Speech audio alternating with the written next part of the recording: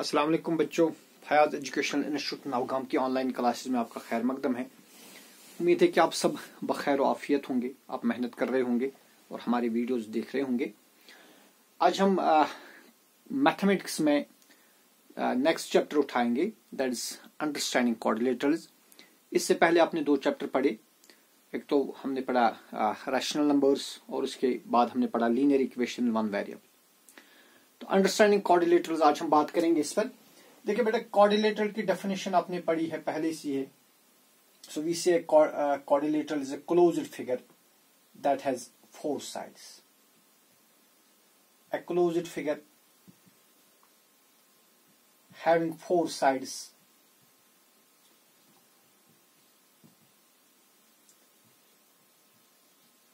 is called a quadrilateral। ये आपने पहले ही पढ़ा है। और we say a polygon with four sides is called a quadrilateral। आज हम बात करेंगे कर्व किसको बोलते हैं। देखिए यहां पर हम कर्व्स पढ़ेंगे। What is a curve? Definition of curve क्या है? Curve is a continuous and smooth flowing line without any sharp turns. तो बेटा हम बोलते हैं कर्व जो होती है ना, ये क्या होती है? It's a continuous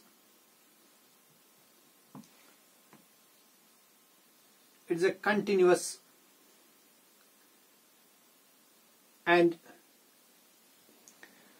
smooth flowing line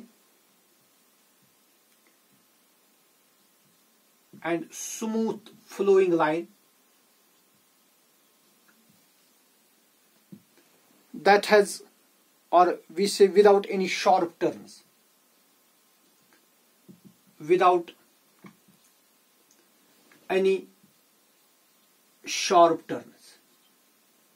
एक ऐसी लाइन जो कंटिन्यूअसली फ्लो हो और उसमें कोई ज्यादा शार्प टर्न्स ना हो। या हम कह सकते हैं ए कर्व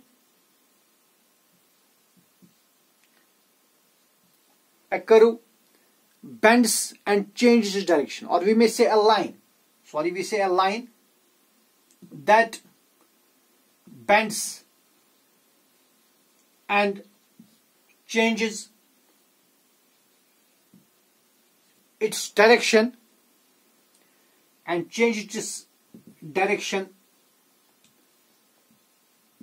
at least once। एक ऐसी लाइन जो बेंड होती हो, जो अपनी डायरेक्शन कम से कम एक बार चेंज करे। देखिए मानिए लाइन है, इसने यहां पर बेंड कर दिया, तो कम से कम एक जगह इसने अपनी डायरेक्शन चेंज कर दी। तो एक से ज्यादा दफा भी ये डायरेक्शन चेंज कर सकती है। जैसे हम ये देखेंगे, ये भी एक कर्व है, तो इसने दो जगह अपनी डायरेक्शन चेंज करी, लेकिन कम से कम एक जगह पर अपनी डायरेक्शन चेंज करिए। We say that it is a curve. Okay, so curve is a line that bends and changes its direction at least once. ये एक कर्व है, ठीक है, शाबाश। इसके बाद है सिंपल कर्व। ठीक है बेटा, सिंपल कर्व क्या होगी? वी से curve that does not cross itself while changing direction. अब अगर कोई कर्व जब वो अपनी डायरेक्शन चेंज कर रही है, डायरेक्शन चेंज करते दौरान अगर इसने खुद को क्रॉस नहीं किया, तो हम ऐसी कर्व को बोलते हैं इट्स अ सिंपल कर्व। जैसे मैं दो कर्व्स बनाऊंगा, यहां पर मैं एक कर्व बनाऊंगा, ठीक है, या मैं इस तरह कर्व बनाऊंगा। देखिए बेटा, यहां पर आप ऑब्जर्व करिए कि इस कर्व ने जब अपनी डायरेक्शन चेंज करी, तो इसने खुद को यहां पर क्रॉस कर दिया। यहां पर इसने खुद को क्रॉस कर दिया। या हम इस तरह बना सकते हैं, देखिए इसने खुद को यहां पर क्रॉस कर दिया। ये जो कर्व है, ये कर्व सिंपल कर्व नहीं है। इसके बरक्स अगर आप देखेंगे, ये कर्व इसने खुद को क्रॉस नहीं किया। जब इसने डायरेक्शन चेंज की, तो डायरेक्शन चेंज करते वक्त इसने खुद को क्रॉस नहीं किया। तो जो इस तरह की कर्व होगी, इस कर्व को हम बोलते हैं सिंपल कर्व। सो वी से ए curve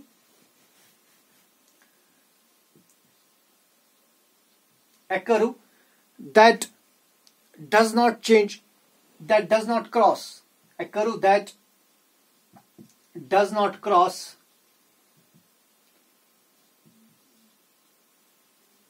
that does not cross itself while changing direction.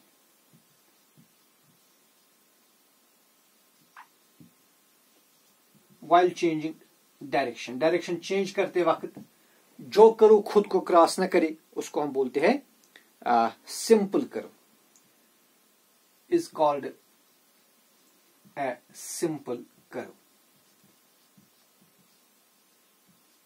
Example आप इस तरह बना सकते हैं, ये कर्व है, ये सिंपल कर्व है, ठीक है. आप पैराबोला ले सकते हैं, देखिए इस तरह का उसको बोलते हैं हम पैराबोला, और यू कैन टेक हाइपरबोला, इस तरह की कर्व इसको हाइपरबोला हम बोलते हैं, ठीक है. और you may take a circle, circle is a simple curve, ठीक है. इसके बाद इसमें जो दूसरी डेफिनेशन है दैट इज पॉलीगन. अब बेटा पॉलीगन आपको मालूम है, polygon is a closed figure having 3 or more sides. A polygon is a closed figure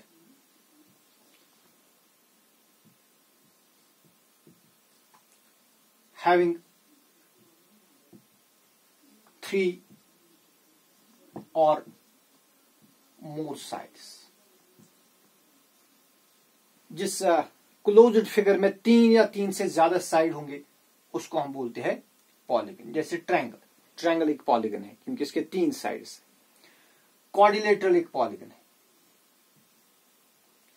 देखिए क्वाड्रिलेटरल में 4 साइड्स होती है, ये पॉलीगन है.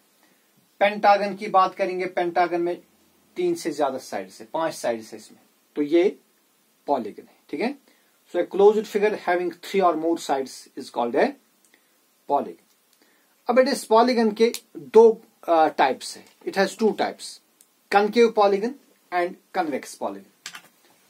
Polygon are of 2 types. Number 1 concave polygon, बल्कि पहले हम लिखेंगे कन्वेक्स पॉलीगन.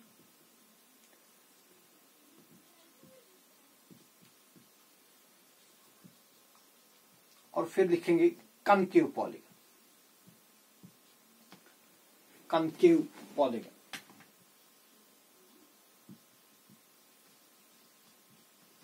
देखिए भाई इनमें डिफरेंस क्या है. पहली जो डिफरेंस ये है कि जो कन्वेक्स पॉलीगन होता है it has no interior angle.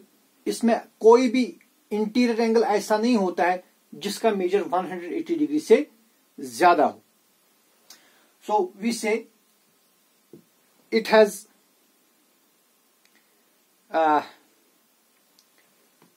no interior angle, no interior angle measuring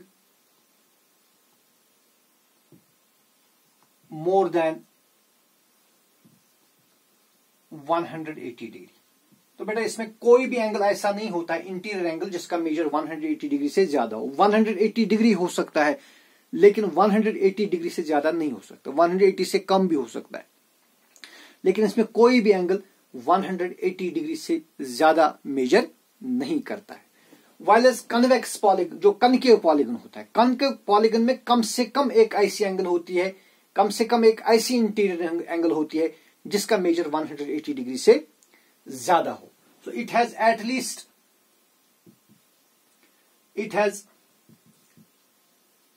at least one interior angle,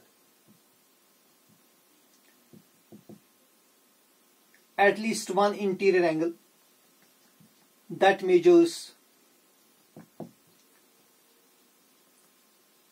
more than 180 degree. इसमें बेटा कम से कम एक एंगल ऐसी होती है इंटीरियर एंगल जिसका मेजर 180 डिग्री से ज्यादा होता है, ठीक है. दूसरी डेफिनेशन हम कहते हैं कि जो ये कन्वेक्स पॉलीगन है, कन्वेक्स पॉलीगन की दूसरी डेफिनेशन है it is a polygon that has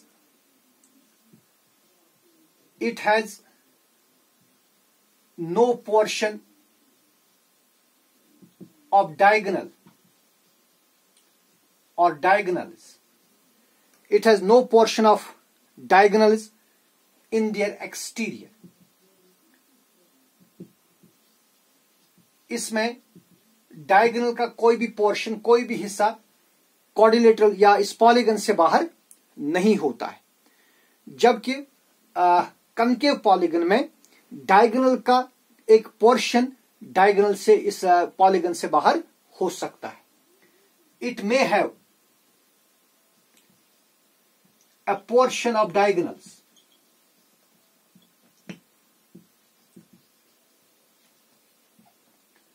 outside the polygon. इसको हो सकता है डायगोनल का कोई पोर्शन जो पॉलीगन से बाहर हो.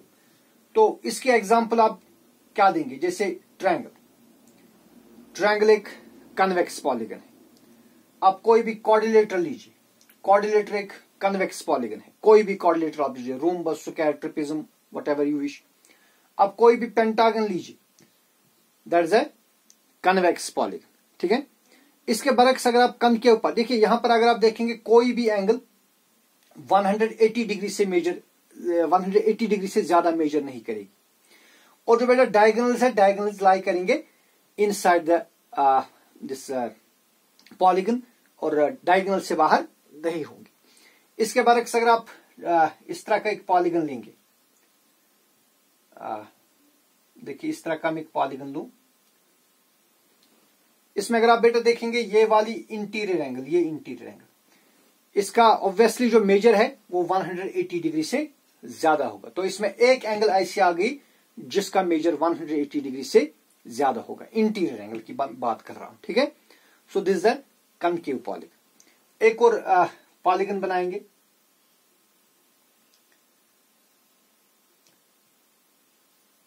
देखिए ये एक कनकेव पॉलीगन है, क्योंकि अगर आप इसमें ये इंटीरियर एंगल लेंगे, ये वाली इंटीरियर एंगल, इसका मेजर 180 डिग्री से ज्यादा होगा. ठीक है. और डायगोनल का कोई पोर्शन पॉलीगन से बाहर हो सकता है. So this the difference between convex polygon and concave polygon. Okay. इसके बाद रेगुलर पॉलीगन, एक और डेफिनेशन है. रेगुलर पॉलीगन क्या हो गया?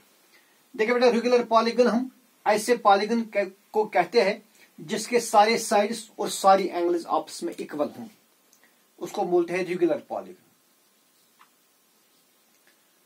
रेगुलर पॉलीगन, रेगुलर पॉलीगन क्या होता है? अ पॉलीगन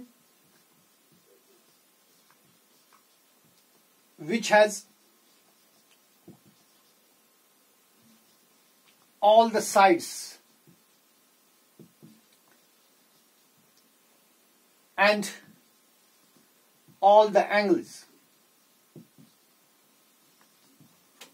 equal, जिसमें सारे साइड्स और सारे एंगल्स इक्वल होंगे. जैसे अगर बात हम करेंगे इक्विलेटरल ट्रायंगल की, इक्विलेटरल ट्रायंगल में तीनों साइड्स इक्वल होते हैं और तीनों एंगल्स वो भी इक्वल होती है. ठीक है. इस तरह बेटा अगर हम बात करेंगे स्क्वायर की, स्क्वायर में भी चारों साइड्स इक्वल होते हैं और चारों एंगल्स भी इक्वल होते हैं. हर एक एंगल 90 डिग्री होती है. देखिए अगर हम बात करेंगे रोम्बस की, रोम्बस में भी चारों साइड इक्वल होते हैं, लेकिन जो एंगल्स है वो इक्वल नहीं होती, एंगल्स इक्वल नहीं होती. ठीक है. तो लिहाजा जो रोम्बस है, रोम्बस एक रेगुलर पॉलीगन नहीं है, जबकि स्क्वायर एक रेगुलर पॉलीगन है. हर एक ट्रायंगल रेगुलर पॉलीगन नहीं हो सकती. ओनली इक्विलेटरल ट्रायंगल जो है वो रेगुलर पॉलीगन होती. ठीक है. शाबाश. ठीक है बेटा. इसके बाद हम बात करेंगे sum of angles of a polygon. किसी पॉलीगन में एंगल्स का सम कितना होता है? Sum of angles of a polygon. देखिए जैसे आपको मालूम है, अगर मैं ट्रायंगल की बात करूंगा, ट्रायंगल में जो साइड्स होते हैं, it has 3 sides, number of sides it has 3, and sum of angles is equal to 180 degree. In a triangle it has 3 sides. कोई भी ट्रायंगल, चाहे इक्विलेटरल हो या आइसोसेलेस हो या स्केलियन ट्रायंगल हो, उसमें 3 साइड्स होते हैं और सम ऑफ एंगल्स होता है 180 डिग्री. तो बेटे 180 डिग्री हम इस तरह निकाल सकते हैं, हम एक पैटर्न यहां पर बना सकते हैं। मैं लिखूंगा 3 - 2 इंटू 180। तो देखिए 3 - 2 कितनी हो गई, 3 - 2 हो गए 1 इंटू 180 हो गए 180। That is sum of angles of a triangle is 180।